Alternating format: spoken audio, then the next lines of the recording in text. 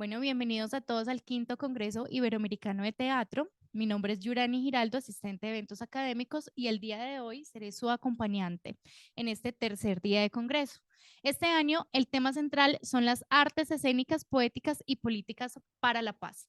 La mesa de hoy se llama Violencia y Migraciones y tenemos a nuestros ponentes desde Brasil, a Héctor Andrés Briones Vázquez, con su ponencia por una sensibilidad escénico-política, pliegues histórico-críticos de la relación entre teatro y tecnología en el ámbito iberoamericano. Desde Perú tenemos a Judith Mávila Paredes con su ponencia Devenir Digital, un análisis de Surte, el sonido de los sueños. Desde Estados Unidos, Gabriela Ramis con su ponencia La migración en el teatro iberoamericano contemporáneo. Y desde México, Alberto Villarreal Díaz Bonilla con su ponencia La reminiscencia escénica como alteridad al monorrelato estigmatizante de la historia universal. Muy amablemente le solicitamos a nuestros invitados estar atentos a las indicaciones del cumplimiento para poder llevar a cabo en su totalidad el contenido de las mesas. Les recuerdo que tienen 10 minutos para realizar su ponencia y a nuestros asistentes al final vamos a hacer un espacio para preguntas. Si desean, pueden escribir la pregunta y dirigirla y se la podemos dirigir como a nuestros ponentes. Le damos también la bienvenida a todas las personas virtual que nos ven y iniciamos con este tercer día de Congreso. Héctor Andrés Briones Vázquez desde Brasil con su ponencia por una sensibilidad escénico-política. Adelante, maestro.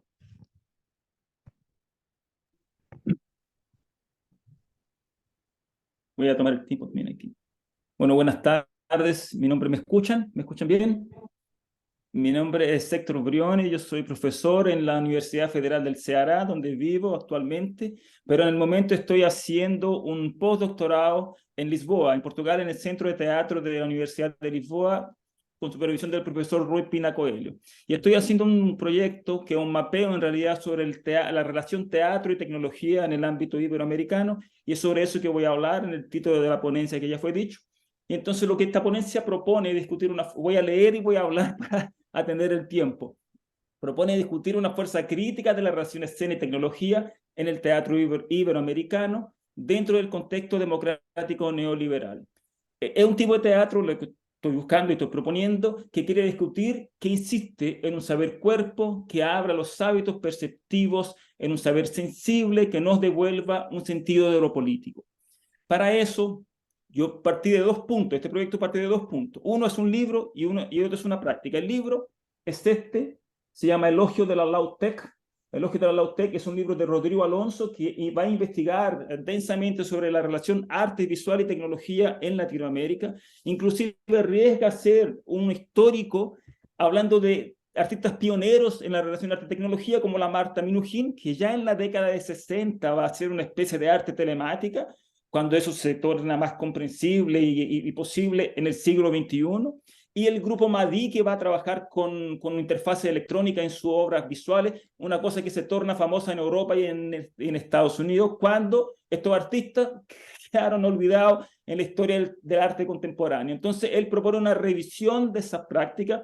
Con eso, yo que me pregunté, caramba, y en el teatro, ¿qué pasa en el teatro en la relación teatro y tecnología? Porque en el arte visual eso está más mapeado y también en la danza. Entonces estudio, y hay muchos grupos que trabajan con tecnología en Latinoamérica, sobre todo también en Iberoamérica, como los teatros en el Perú, Mapa Teatro en Colombia, Teatro Cinema en Chile, Margarita Val en Argentina, Fila 7 en Brasil, Ojo Teatro en México y muchos otros, pero estudios comparativos que atravesen o que hagan atravesamiento, me parecen que no hay tanto en el ámbito teatro y tecnología, en otros ámbitos sí. Y salvo la profesora Silvia Maldini, a quien le agradezco que me ha mandado material, argentina, que ya tiene un estudio más denso de la escena argentina en la relación del teatro y tecnología. Entonces, eso estoy investigando y ahí la ampliación para Iberoamérica se da en 2 puntos muy puntuales que yo no voy a hablar, pero lo voy a decir. Por un lado, la dimensión neoliberal que hemos vivenciado estos últimos años afecta al mundo entero y especialmente a Europa, donde debemos surgir también grupos de extrema derecha, como estamos viendo actualmente, pero hay otro punto que es la historia colonial. La historia colonial, ella nos atraviesa y nos pesa. Entonces, de alguna manera, entendí que era importante también incluir Iberoamérica y estoy trabajando a partir de ahora de Portugal, indagando cómo quiero hacer ese mapeo, indagando en los archivos de algunos festivales, fue un modo que encontré. Entonces he tenido acceso, por suerte, al Festival de Fitei en Porto, al Teatro Almada aquí en Lisboa, al Teatro de Cádiz en Cádiz, que me ha mandado material, al Teatro de Alcántara, y así pretendo ya en el año que viene, porque nos termina ahora, el FILTE que está en Salvador de Bahía, que es latinoamericano, y también pretendo buscar en el Festival de Manizales en el próximo año para continuar con este tipo de trabajo. Entonces, eso se relaciona, ¿qué estoy investigando para hacer este mapeo? Eso con el punto 2. El punto 2 tiene que ver con una práctica que yo hago como profesor y como artista, y voy a mostrar un pedacito de un video, porque es imposible no ser llevado por el tema de la extrema derecha en Brasil, justamente cuando voy a poner un video, 4 años con Bolsonaro, y el tema de la podestadura, que en Brasil siempre fue un tabú, ahora emerge y decidimos entonces con el grupo de artistas de la ciudad de Salvador, de Fortaleza, y estudiantes de posgrado, hacer esta intervención porque descubrimos, al dialogar con expresos políticos, un lugar que queda muy cerca de la ciudad, que se llama Fazenda Trapiá, que fue un centro de tortura. Hicimos algunas intervenciones frente a la casa, que es una casa particular, hoy en día con algún miedo hicimos eso, y después presentamos esa imagen en una intervención frente a un monumento que también está en la ciudad de Fortaleza, que es un monumento en homenaje al primer dictador que estuvo la dictadura de 64. Es un espacio vergonzoso que está allá en la ciudad y que no se mueve, que no lo ven, solamente este año lo están reviendo, y aquí hay fotos de la intervención que hicimos con una gran tela en el Museo de la Imagen, y abajo hicimos una especie de palestra performance. Como que ese tema ha llamado mucho la atención de los artistas, y ahí voy para el mapeo. Es un tema que ha cruzado, por ejemplo, la trilogía del horror de las Cristiane Jataí, que es una pensadora, una senadora brasileña que trabaja con tecnología, pensando el fascismo contemporáneo junto con Bolsonaro en el país, o la propia trilogía que busca la violencia política de Mapa Teatro. Entonces, ¿cómo se da eso? ¿Por qué orienta este mapeo? Y aquí voy entonces a un punto de vista político que he encontrado justamente en este libro. Rodrigo Alonso va a proponer, y voy a proponer, dos conceptos que están orientando el mapeo, que son, por un lado, lo que Rodrigo va a llamar el sentido de la obsolescencia. Si el high-tech propone una innovación constante del mundo, un perfeccionamiento del mundo a partir de la tecnología, casi una superación de lo humano, el low-tech críticamente va a proponer indagar en el sentido de la obsolescencia de la tecnología, o sea, de la constante transitoriedad de la tecnología. Y ahí se conecta con otro concepto de un pensador muy importante en la tecnología, que es Gilbert Simondon, que va a entender, en términos generales, le hace caso a una cosmovisión de la tecnología en el mundo, en el sentido religioso, en el sentido estético, en el sentido tecnológico. Él dice, es una grande tontera ser tecnofílico o tecnofóbico. Lo importante es entender que muchas veces los apologistas de la tecnología, unos tecnócratas, van a decir que la importancia de la tecnología es el automatismo que torna la máquina cada vez más perfecta. Él va a proponer que eso es un error, es una falla lógica. La tecnología va a ganar fuerza a la medida que gane un sentido de lo abierto que permita nuevas conexiones y que sea operado por lo vivo y por lo humano. Por lo tanto, ella no puede pasar por encima. Ahí me interesa juntar esos dos términos, obsolescencia y apertura, para pensar la práctica contemporánea del teatro. ¿De qué manera? Voy a proponer algunos ejemplos rápidamente, pero me voy a detener un poco en uno, que es justamente una compañía. Voy mostrando algunas fotos aquí rápidamente. Voy a mostrar las fotos de Teatro Cinema, que es una compañía chilena que monta este montaje llamado Sin Sangre, donde justamente van a vincular teatro y cine. El disturbio perceptivo que provoca en el espectador, si es teatro o es cine, porque esto es lo que vemos, esta imagen de la escena, se junta con otro deslizamiento que ellos hacen con la literatura, porque ellos montan a partir de un romance, de una novela de Alessandro Barico, autor italiano, que se llama Sin Sangre, donde él piensa una posguerra civil, en la cual hay un personaje femenino que una sobreviviente que se encuentra 50 años después con el asesino de su padre y de su hermano. En el espacio de la escena están esos dos personajes y atrás un montón de imágenes sobre la memoria dolorosa de ese tiempo caótico y sangriento. O sea, si podemos pensar entonces en términos conceptuales que la obsolescencia y la apertura van a implicar también un deslizamiento histórico para pensar un tiempo obsolescente. O sea, lo que hay en la escena es un tiempo, la presencia de un tiempo ausente, de un tiempo obsolescente. Con eso hay un impacto político directo para pensar los dolores del pasado de una forma que tenemos que repensar siempre en el presente lo que estamos haciendo con los dolores del pasado, en alguna medida, en este espectáculo. Eso se piensa entonces lo postdictatorial. Con eso, avanzando ya a otro trabajo, si consideramos que Naomi Klein va a llamar lo que ella llama de capitalismo del desastre, en la cual la postdictadura de Chile sirvió como laboratorio para lo que viniera después, donde son provocados desastres por el Estado o se aprovechan desastres naturales para implementar una mercantilización de la vida, podemos considerar entonces también el trabajo de Mapa Teatro, que va justamente con este trabajo que se llama la limpieza de los establos de Augías de 2004, donde va a empezar el barrio de Santa Inés, el Cartucho, la gentrificación. O sea, consideran a las personas que fueron echadas del lugar por el Estado, les preguntan cómo era la vida pasada y la ponen en esos cubículos con depoimentos y la obra se constituye en dos espacios.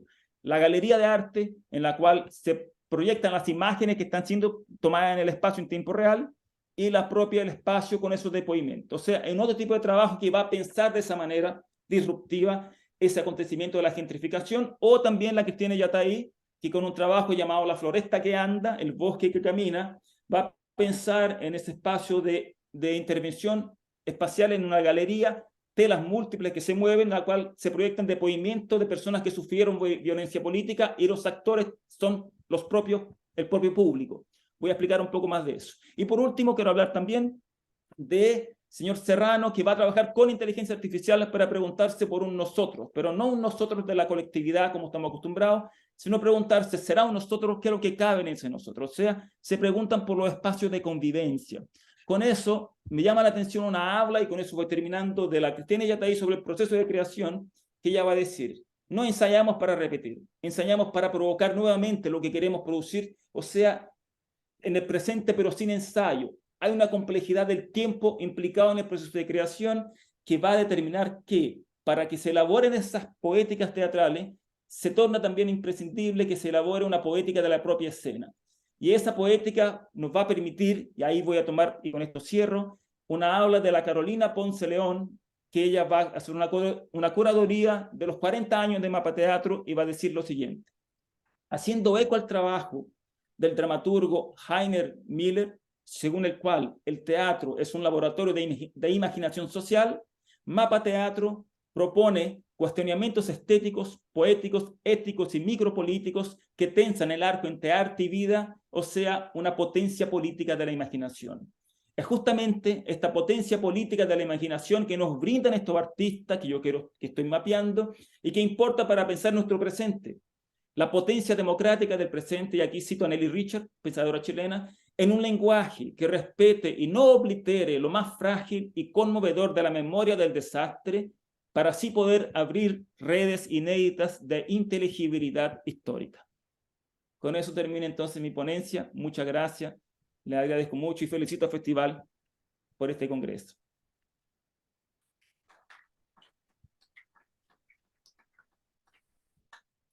Muchísimas gracias, Héctor. Vamos a continuar con nuestra siguiente panelista desde Perú, Judith Mávila Paredes, con su ponencia Devenir Digital, un análisis de Surte, el sonido de los sueños. Adelante, maestra. Buenos días. Muchas gracias por la presentación. Sí, ahora quiero trabajar la obra Surte, el sonido de los sueños, que es una obra teatral del 2022, escrita por Percy Encinas y Carlos González. Bueno, la trama se desenvuelve a partir de los problemas de la migración que conectan tres historias, ¿no? La historia principal, podríamos decir, es la de un joven llamado Facundo, que tiene un enorme talento musical y su abuela Abby, que es la que predomina, ¿no? En muchas de las escenas. Alrededor de ellos aparecen dos amigos de la abuela, un antiguo amor, Pasano, y una amiga migrante, Ilsa. También Abby, como Pasano e Ilsa, representan el pasado, ¿no? Uno lleno de violencia. Esto es bien interesante porque de algún modo refracta lo que sucedía en el Perú en los años 80, pero la obra tiene toda la intención de borrar, ¿no? Cualquier similitud a un contexto específico para englobarte más bien con la idea de violencia que puede estar en cualquier momento, en cualquier espacio, en cualquier tiempo, ¿no? El joven migra a otro país, ¿no? Este joven Facundo se va a un país que tampoco sabemos el nombre, ¿no? Solo se puede asumir también por semejanza con la realidad, ¿no? Que pueda ser Estados Unidos, porque es el símbolo, ¿no? Del progreso.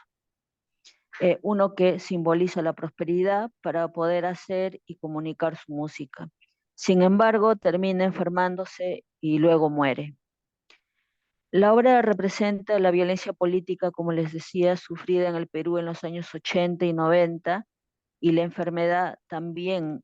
Recuerden que esta obra eh, nace en el 2022, ¿no? Y estábamos pasando en ese momento por el coronavirus, ¿no? Entonces se podría deducir que lo que muere Facundo es precisamente esta enfermedad, aunque tampoco se dice, ¿no? De forma clara, podría ser cualquier otra enfermedad, ¿no? Entonces, el coronavirus estaría funcionando aquí de forma metafórica. Hay una clara intención de universalizar estos sucesos, ¿no? Borrar cualquier semejanza con una realidad específica, precisamente brinda la posibilidad de que el texto se adapte, ¿no? A diferentes tiempos, a diferentes espacios, y no se limite su lectura. Eh, a partir de estos hechos nos preguntamos cómo se reconstruye una sociedad absorbida por la violencia pasada, la violencia política sufrida en el Perú en los años 80 y 90 y la enfermedad, la COVID-19. Las hipótesis al respecto son un devenir, el cuerpo de Facundo deviene en digital, sus creaciones pasan a formar parte de un lenguaje informático y que los jóvenes músicos pueden leer muy bien. De ese modo, Facundo sobrevivirá en esa transformación.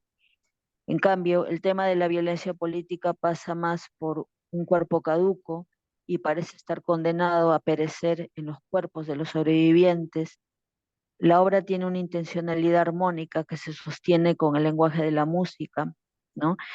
Y aquí quiero ahondar un poco en el aspecto de la violencia, ¿no? Como les decía, eh, en la obra hace referencia, ¿no? A partir del personaje de Pasano y de Abby, a una violencia sufrida en el Perú en los años 80 y 90, ¿no? Producto de eh, dos grandes grupos, ¿no? Y en el medio se encontraban eh, las comunidades andinas, sobre todo, ¿no? Estamos hablando del terrorismo y el Estado, ¿no? Confrontados, producía una serie de embates, ¿no? A la sociedad. Estos personajes representan ese pasado, ¿no? Ellos han vivido eso. De hecho, el hijo de Abby eh, también ha incursionado, ¿no? En las líneas terroristas, ¿no? Y por eso la abuela intenta proteger, ¿no? Al hijo del hijo, ¿no? A su nieto. Pero, como les decía, esta violencia está en todas las historias, ¿no?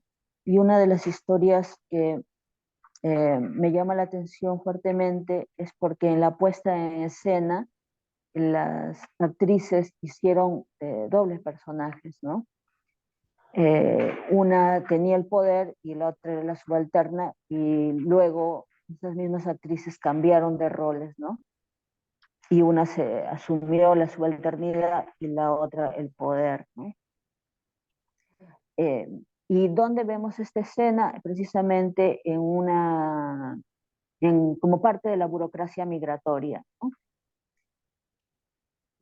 Como les decía, la historia principal está acompañada de otras dos que exploran el mundo kafkiano de la burocracia migratoria.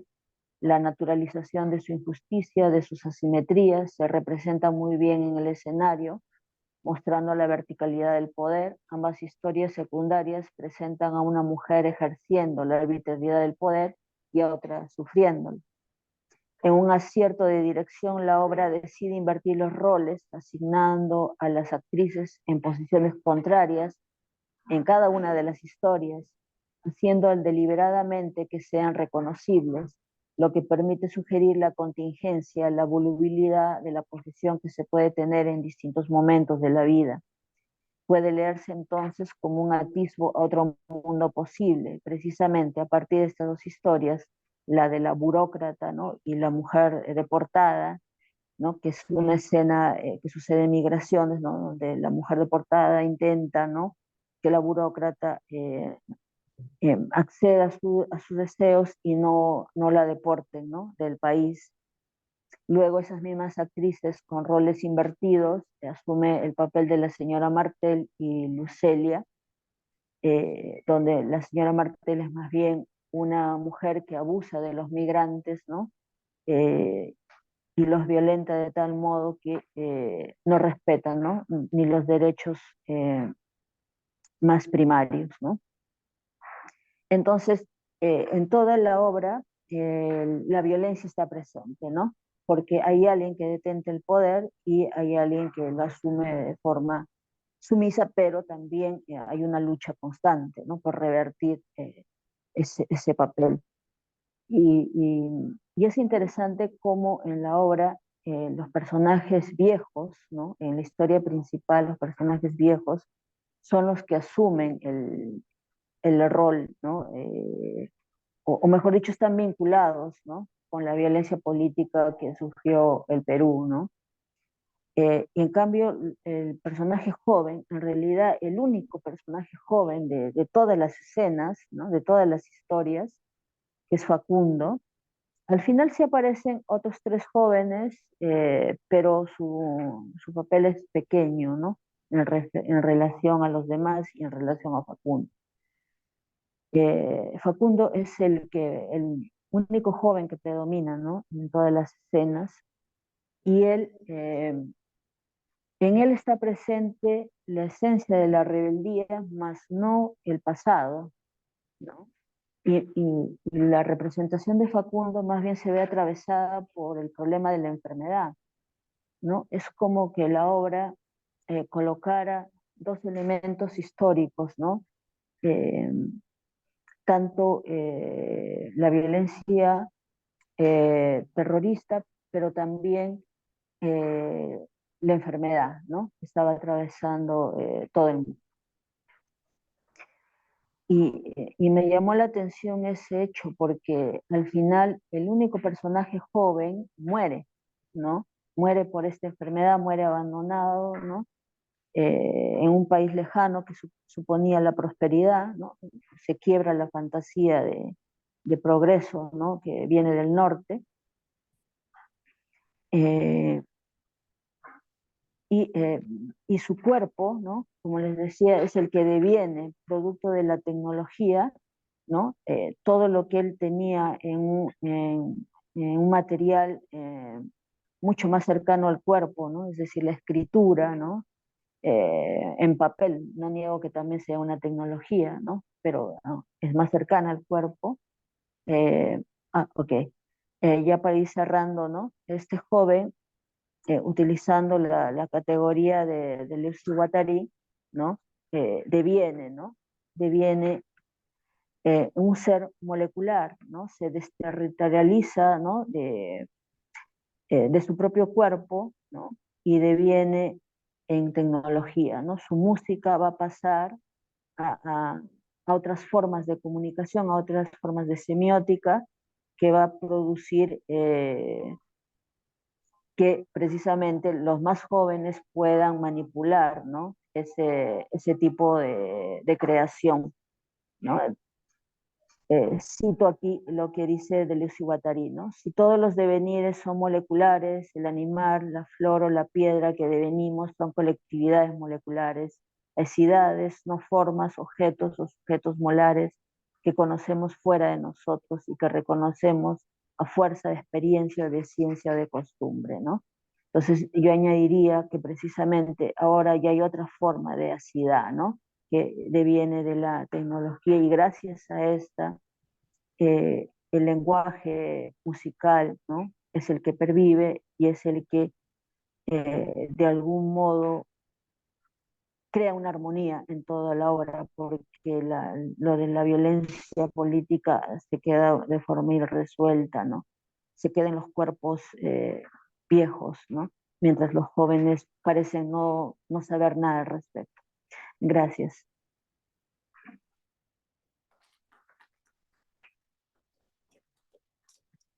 Muy bien, muchísimas gracias.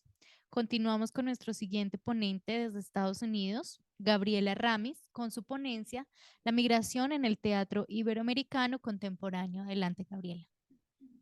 El movimiento, una condición sine qua non en el teatro, define y rige este arte.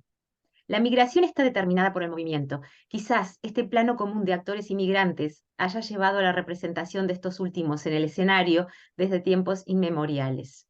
Los actores han sufrido históricamente la marginación social y persecución política como vagabundos que viajaban en busca de público. El motor del migrante es la carencia de un estatus territorial, político, jurídico o económico, según Thomas Nail señala.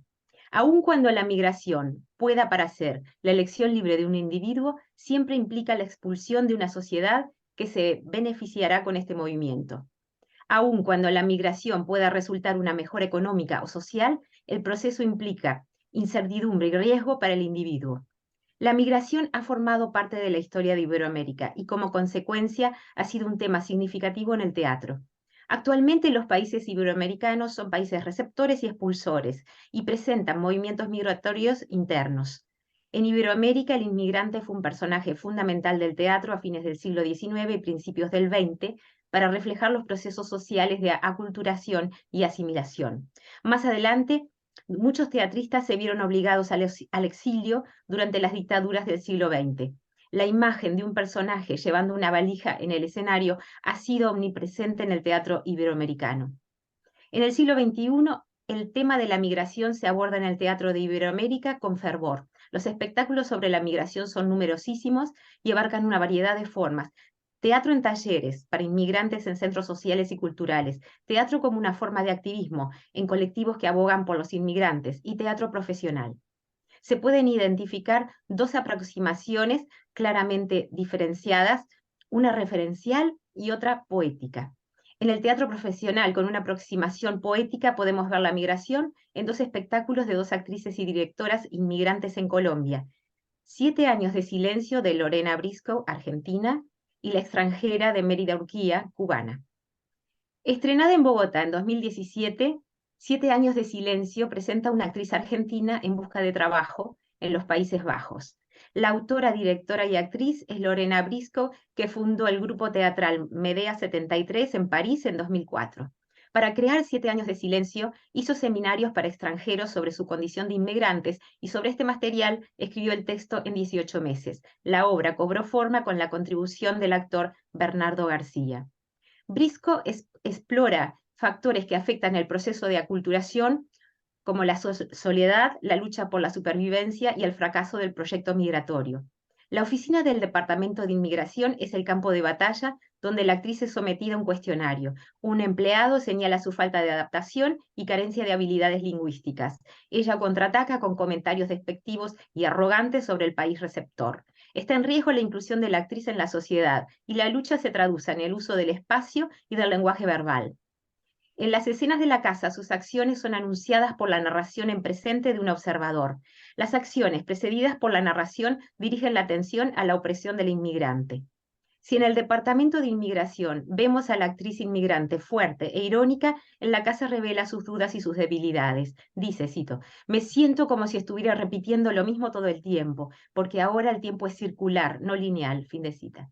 La inconclusión y la precariedad, como sus estados persistentes, están representados en el vestuario, un camisón y un deshabillé, aún en la oficina. La falta de zapatos o un zapato puesto y el otro en la mano en un gesto fuerte y congelado.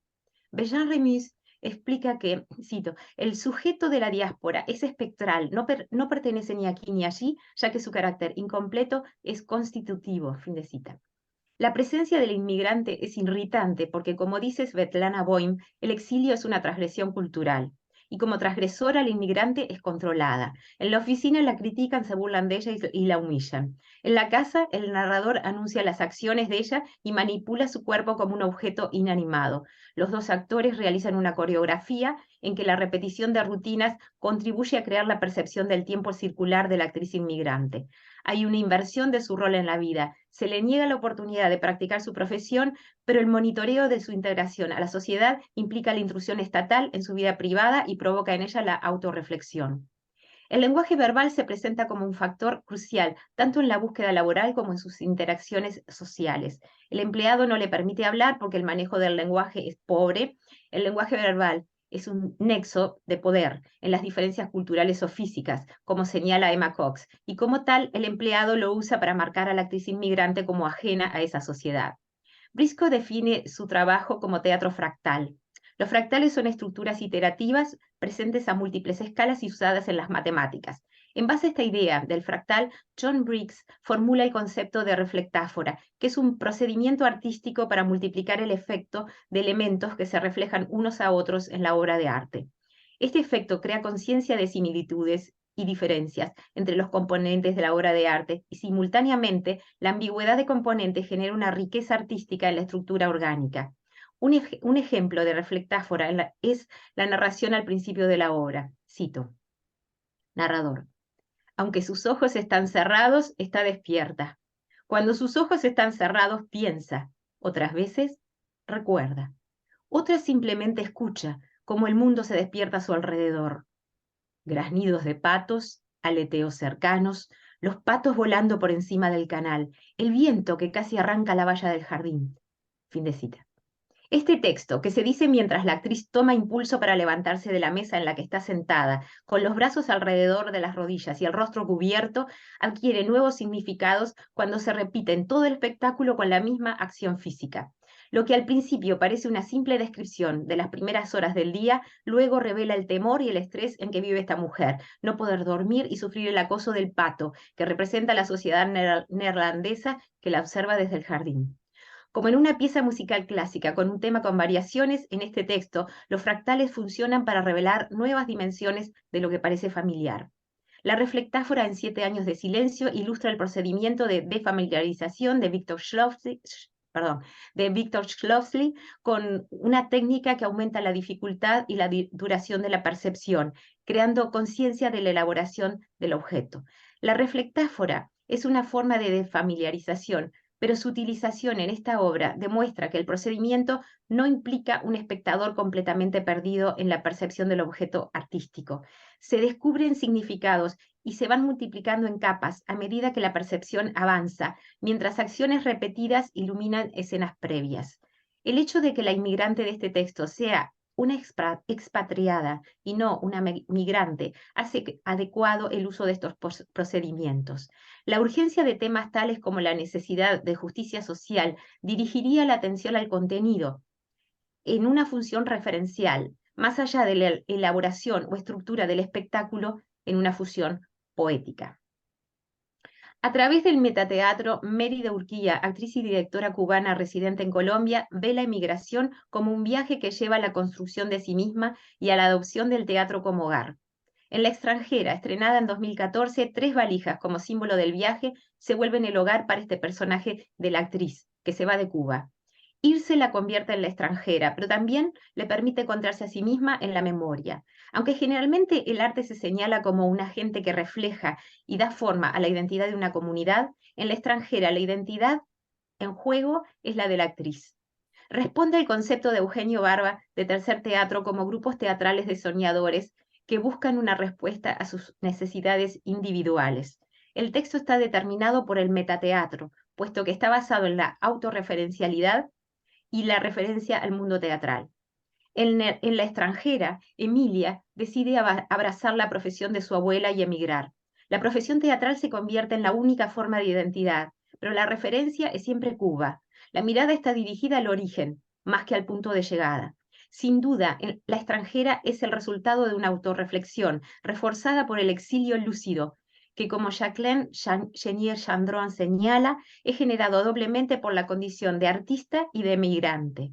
Urquía aborda el tema de la emigración tanto como motivo de nostalgia como oportunidad de reafirmar la identidad de un actor como profesional. La crisis personal es el origen de la identidad artística. Este es el lente a través del cual Jan Emerson ve el exilio cuando propone centrarse en el tema de la migración como, cito, la condición de crecimiento personal y profesional, la victoria sobre sí mismo en la lucha con las nuevas circunstancias dadas y en la guerra con la inflexibilidad personal, fin de cita, en lugar de mirar a través de los efectos devastadores del exilio. En La extranjera, la amargura aparece cuando la actriz narra su partida de Cuba en 1994, mientras el país colapsaba después de la caída del muro de Berlín y de la Unión Soviética. Describe el efecto como, cito, un hambriento e insaciable barranco que devoraba, mordida a mordida, todo nuestro pasado, todo nuestro futuro. Yo hice del teatro mi patria, y como una más de la generación de la diáspora, pasé a ocupar la categoría universal de extranjera. Fin de cita. Lo que la actriz enfrentará, la pérdida de la patria, que implica una necesidad de reconstrucción, no es ajeno a lo que la profesión actoral requiere. La creación de un nuevo personaje con todos sus riesgos y aventuras es un ensayo del proceso de migración. Ambos procesos requieren abrazar una nueva identidad que será nutrida por una identidad anterior. Según palabras de Fernando Marchiori, el actor se maneja con una creación de un cuerpo extranjero. La construcción de una nueva identidad es vital en la emigración. Para Emilia hay dos categorías de identidad en juego, la pertenencia y la exclusión, y tiene que luchar en ellas, tanto en Colombia como en Cuba. El personaje afirma dónde se gana la batalla por la pertenencia, cito, aquí, en mi memoria, el único lugar donde no soy extranjera. Fin de cita. Esta asignación de la última palabra al individuo y no a la sociedad construye al individuo como un sujeto de poder. Entre otras funciones sociales, el arte contribuye a reflejar, criticar y darle forma a la identidad de la sociedad. A su vez, la cultura es fundamental en definir qué miembros de la sociedad tienen que estar en el centro y qué miembros tienen que estar en la periferia, dividiendo la sociedad en el ser y el otro. Urquía, como individuo de la periferia, tanto en Colombia como en Cuba, propone una reflexión sobre la identidad, su propia identidad, pero al hacerlo interpela a estas sociedades. Eugenio Barba explica esta inmersión en la autorreflexión como un gesto social. En La extranjera, Emilia, como artista, es una expatriada y no migrante, al igual que la actriz de 7 años de Silencio. En ambos espectáculos, la atención del espectador es dirigida hacia la elaboración del objeto artístico, en uno mediante la reflectáfora y en otro mediante el metateatro. Gracias.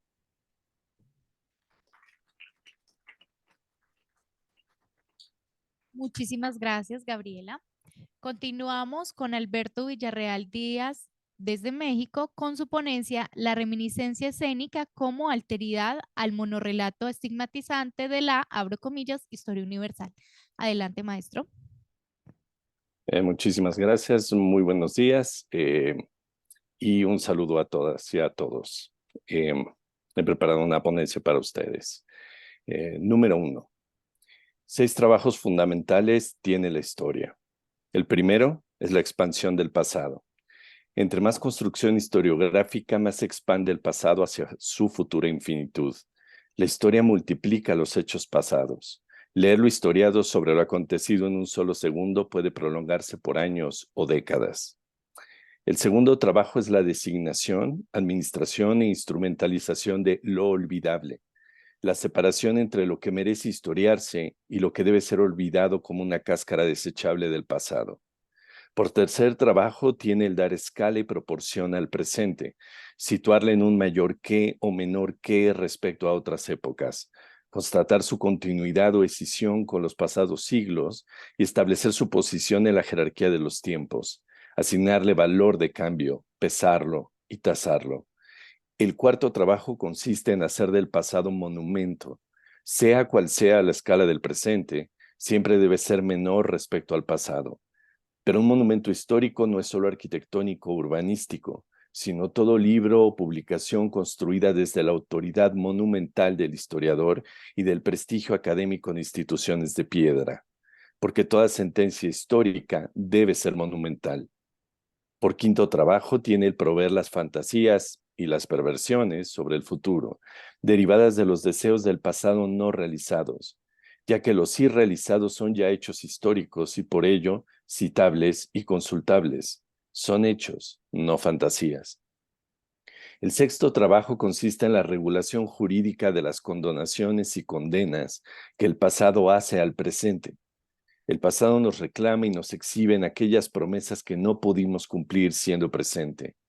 Nuestros antepasados, hoy catalogados e historiados, creyeron que lo lograríamos, pero hemos fracasado. Nosotros, ya expuestos, les damos réplica produciendo historia, mientras con inventarios de reproches y barridos hacia el futuro pretendemos prearchivarnos en una futura historiografía. Ser en el futuro en un pasado que ya se archivó a sí mismo. Narcisismo que todo presente intenta. Cumpliendo estos trabajos, la historia se evidencia como voluntad y estrategia, dispositivo en términos de Agamben. Se constituye en un estado-nación de la temporalidad, que produce formas de biopolítica y necropolítica de los cuerpos reales y simbólicos de lo pasado, pero también en una amnepolítica, es decir, una instrumentalización de la amnesia. Desde este ministerio, Secretaría de lo Real Historiado, los estados-nación se fundamentan y autentifican, porque todo estado es un hecho pasado que debe perpetuarse. La historia hace así del tiempo territorio, tierra que entre más se coloniza, más se extiende, asumiendo que aún hay territorios salvajes necesitados de historia, ya que sin ella, todo es finalmente salvajismo. Historia es civilización. 2. Recuerda Paul Ricoeur, cito, los griegos tenían dos palabras, mneme y amnémesis, para designar por una parte el recuerdo como algo que aparece, algo pasivo en definitiva, hasta el punto de caracterizar como afección o pathos su llegada a la mente, y por otra parte el recuerdo como objeto de una búsqueda o llamada, de rememoración, de recolección. Fin de cita. El llamar se dirige hacia lo que se asume desea dar una respuesta. Hay una voluntad a la que convocar. El pasado aparece así no como lo muerto, sino como la voluntad de lo que persiste en estar vivo, lo suspendido que anhela manifestarse de nuevo. El presente es así el espacio de vaciamiento de la vida pasada, donde lo acontecido se actualiza, suplantando la lógica de la sucesión histórica.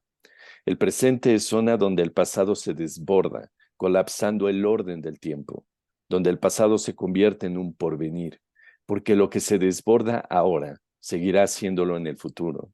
Este desbordamiento es la reminiscencia. En ella lo vivo y lo muerto pasados deben comprenderse en términos de flujo, de emergencia y de supervivencia. No es un retorno de lo pasado, sino su actualización. El pasado es monstruo devorador que exige se le ofrende el presente. El pasado no es el territorio de lo muerto, sino por el contrario, el de una insaciable vitalidad que se expande. Si este presente no les propicio, buscará el siguiente. Esta fuerza que burla la secuencialidad de la historia es lo reminiscente, acontecimiento donde el pasado se actualiza diluyendo la lógica de la generación por sucesión, rebasando el orden histórico en tanto estructura y curaduría. Para la historia, producir conocimiento histórico fundado en el documento monumento es una plusvalía, un bien concreto, un rédito y ganancia que se enajena y en el que se invierte. El conocimiento no es solo poder, sino propiedad y capital. La reminiscencia es una situación de determinación, donde el pasado se modifica de hecho concluido a un continuum que permanece aconteciendo. El presente es solo el residuo del pasado. La reminiscencia no puede ser historiografiada, solo puede ser anunciada, intuida, atestiguada. Por ello, toda reminiscencia es escenificación. 3.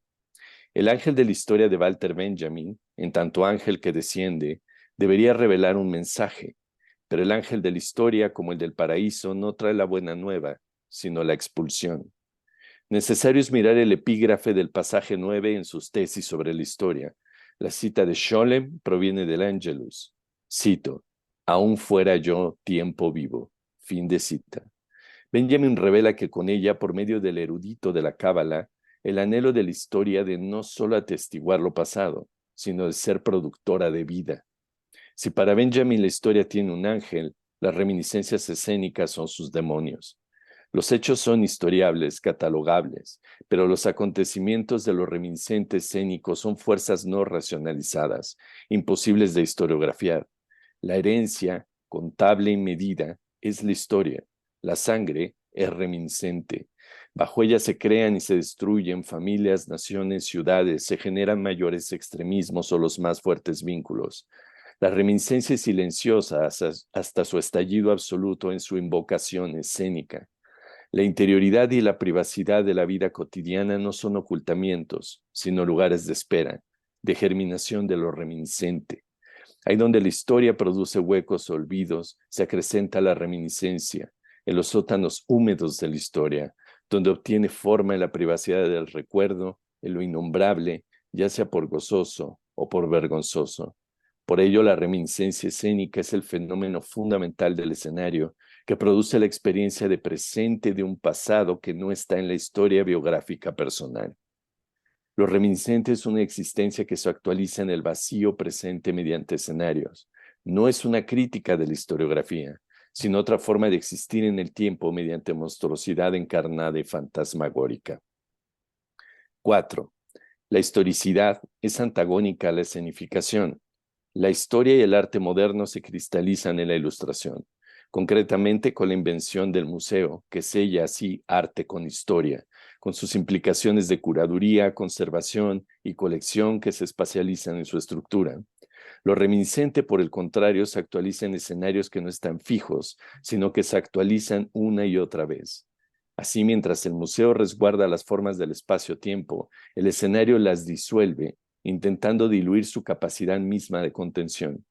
El escenario no tiene lógica de sucesión, sino de crecimiento, envejecimiento, de corrupción, de muerte y de la producción misma de la materia.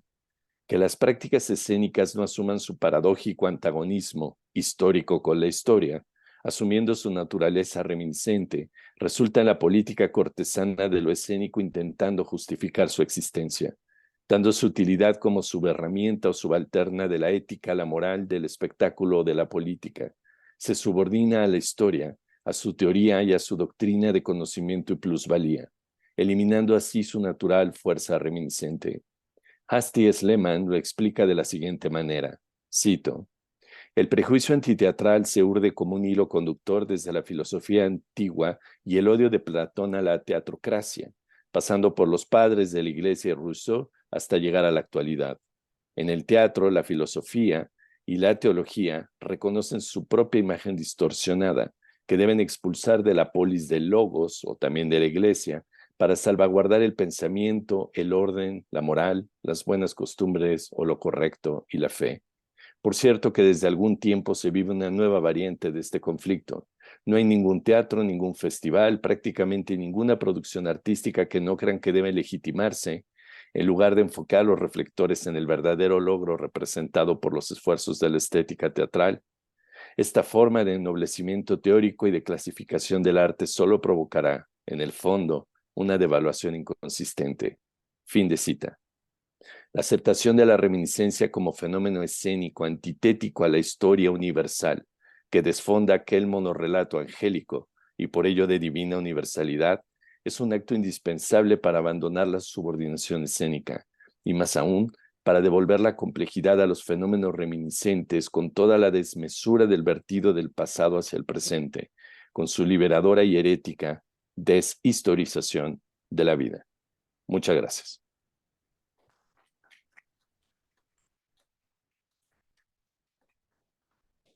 Muchísimas gracias, Alberto.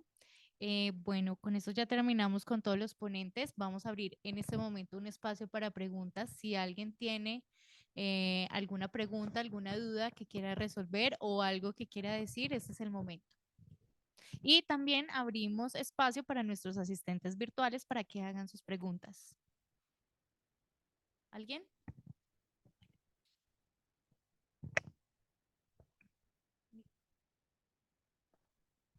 Tenemos una pregunta. Bueno, muchas gracias. ¿Se escucha bien, verdad? Escucho. Quería preguntarle a Héctor Briones, el primer ponente, me gustaría preguntarle cómo considera a la producción escénica, ¿no? Como acción profesional orientada a la materialización del espectáculo en el vínculo que él establece entre la relación teatro-tecnología. O sea, suponiendo que lo haya pensado, me gustaría saber qué pensamiento tiene al respecto. Gracias.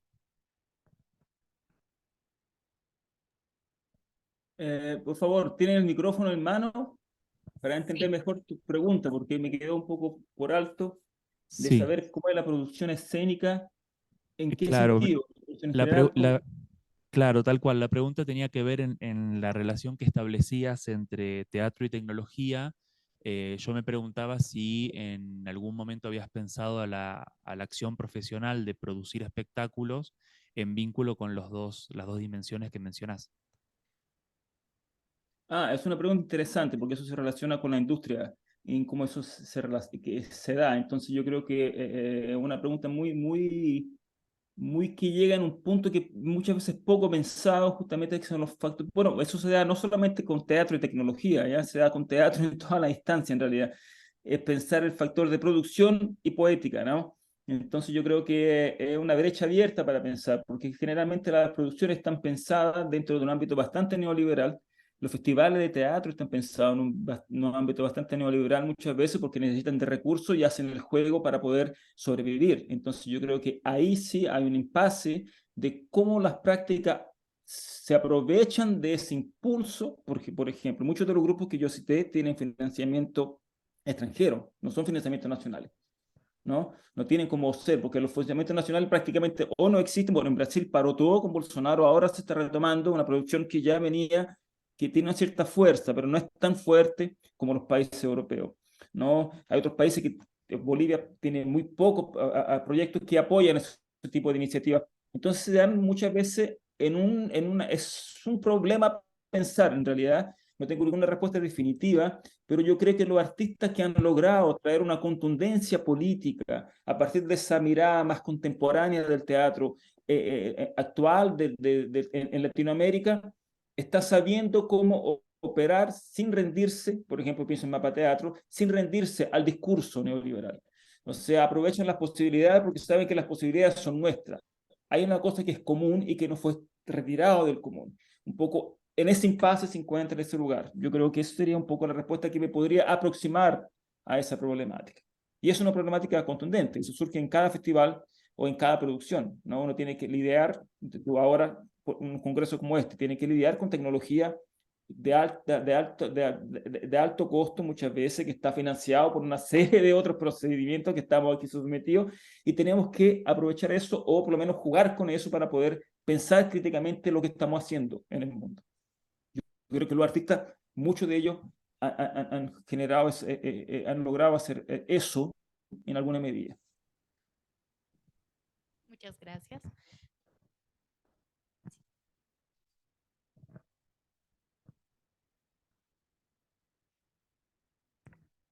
Bueno, buenos días. Para el último ponente, me parecía muy interesante esta idea de la reminiscencia como un espacio no historiable. Pero mi pregunta, y me gustaría que se pudiera, si lo puedes ampliar, si para ti, digamos, el espacio teatral o escénico es la posibilidad de deshistorizar, ¿no? ¿Cuál es la relación entonces que tú estableces entre la historia o la historiografía y el teatro? Sí, me parecería interesante que nos contaras. Gracias. Bueno, muchísimas gracias por la pregunta. Bueno, parto de relación absolutamente tensa entre teatro e historiografía. Es decir, la historiografía como un territorio que trata de organizar, de dar lógica, de dar forma, y justamente lo teatral como un espacio absolutamente desbordante, desfondante, de ruptura, de desequilibrio. De lo que partiría esta suposición es cómo actúan las fuerzas de lo vivo o de lo vital, y es pensar que el teatro actualiza o reintroduce fuerzas que aparentemente están suspendidas o pueden haber sido ya nombradas, anotadas, particularizadas por la historia, entonces les vuelve a conceder vitalidad. Y al introducir esa vitalidad aparece lo fantasmagórico con una enorme potencia que puede ser incluso aniquiladora de cualquier concepto histórico. Es una idea que aparece en varios historiadores. Por ejemplo, la historia, el pensamiento mismo de la Nachleben en Avi Warburg, que se trata justo de cómo las imágenes o lo que ya aconteció tiene una fuerza hacia el presente. Y es pensar de que entonces aquello que consideramos que ya se encuentra en el territorio de lo organizado por la historia, de lo anotado, entonces entra por medio del teatro. Entonces, el teatro parece así como una fisura concreta del espacio-tiempo. Y esto conectaría con planteamientos o reflexiones que existen dentro de la mecánica cuántica, dentro de la producción del espacio-tiempo. Es decir, sería un planteamiento casi antikantiano, de cierta forma. Es decir, el espacio-tiempo no es una intuición, no es algo que exista previamente, sino es una formación que se produce culturalmente y que se produce en la conciencia.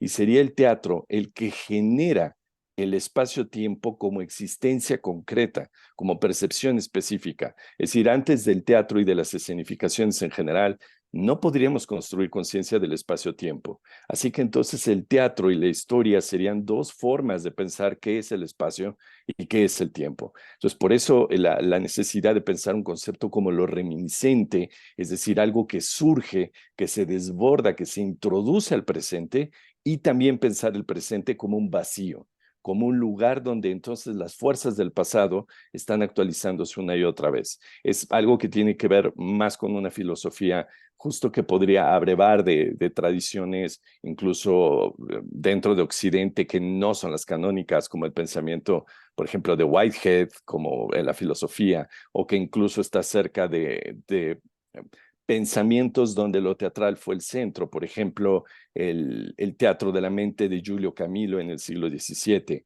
o los procedimientos que después va a ser Giordano Bruno, por ejemplo. Creo que algo de lo reminiscente, para cerrar el comentario, es muy importante no considerar que nos encontramos en el espacio más desarrollado del pensamiento, sino que sencillamente nos encontramos en otras variaciones del proceso del pensar, pero que lo teatral justo puede introducir cualquier punto del pensamiento que se encuentre registrable o que se encuentre intuible en el pasado. Por eso me parece fundamental la idea de reminiscencia, porque realmente desborda las lógicas que incluso a veces parecen someter lo que podemos pensar del teatro, y como si el teatro tiene que supeditarse a esta especie de categorías históricas, cuando puede producir sus propias categorías y asumir toda la fuerza que estas categorías tienen y defenderlas de cierta forma. Muchas gracias por su pregunta. Muchísimas gracias. Bueno, con esto vamos a dar por terminado la mesa del día de hoy. Le agradecemos a todos nuestros ponentes. Estuvieron maravillosas estas ponencias. A nuestros asistentes, muchísimas gracias. Y a nuestros asistentes virtuales. Damos por terminada esta mesa. Vamos a hacer un receso de 15 minutos hasta abrimos nuevamente mesa a las 11:15 de la mañana y los esperamos en la mesa 3. Vamos a estar con documental, oprimido testimonial periodístico, y en la mesa 4, transformación social 2. Los esperamos y muchísimas gracias por su asistencia y participación. Gracias, ponentes. Muchísimas gracias.